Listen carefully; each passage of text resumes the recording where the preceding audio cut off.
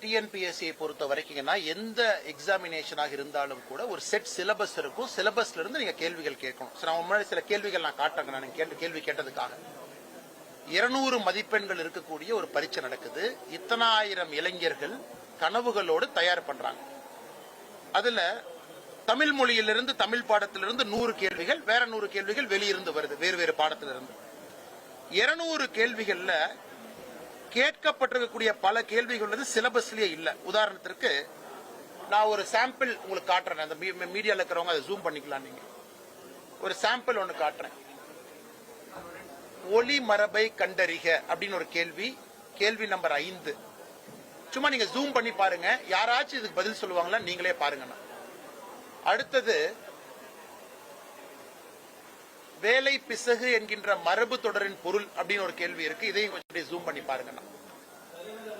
அடுத்தது ஒரு பொருத்தம் 4 கொடுத்திருக்காங்க. நான் சும்மா இருக்கிற சில சாம்பிள் கேள்விகள் இதை மட்டும் காட்டுறேன்.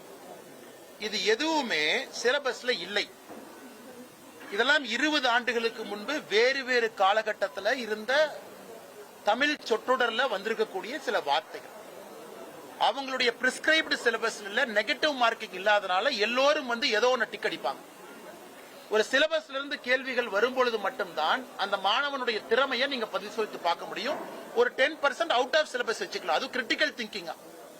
சிலபஸ்லே இல்லாம தன்னிச்சையாக கேள்விகள் கேட்டிருக்கிறாங்க. முதல் கம்ப்ளைண்ட் எங்களுது. இரண்டாவது, சில சென்டர்ல குரூப் 4 தேர்வுகள் முடித்த பிறகு அத பாதுகாக்கப்பட்ட விதம் சந்தேகத்தை ஏற்படுத்தி இருக்கிறது. சீல் பிரிச்சிருக்கிறாங்க. அந்த பாக்ஸ் முழுவதுமாக சீல் பண்ணல, ஹாஃப் தான் சீல் ஆயிருக்கு. அப்படி இருக்கும் பொழுது அந்த இன்டெகிரிட்டி ஆஃப் ஆன்சர் ஷீட்ஸை முறையாக கொண்டு போய் விவாதிச்சிருக்காங்களா? ஏன்னா லட்சக்கணக்கான மாணவ செல்வங்கள் எழுதக்கூடிய குரூப் 4 ஒன்று தேர்வுகள் முறையாக இல்லை, தேர்வு நடந்து முடிந்த பின்பு அதை பாதுகாக்கப்பட வேண்டிய விதமும் முறையாக இல்லை என்பது எங்களுடைய குற்றச்சாட்டு.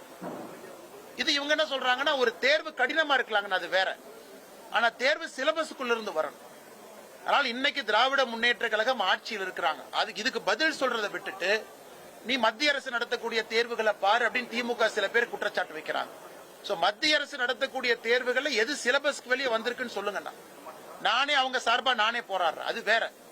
ஆனா குரூப் 4ங்கிறது ஒரே ஆண்டுல அதிகப்படியான தமிழகத்தில் இருக்கக்கூடிய நம்முடைய சகோதர சகோதரிகள் அரசு பணிக்கு செல்ல வேண்டும்னா குரூப் 4 தான் அதிகப்படியான அரசு பணியிடங்களை கொடுக்கும்.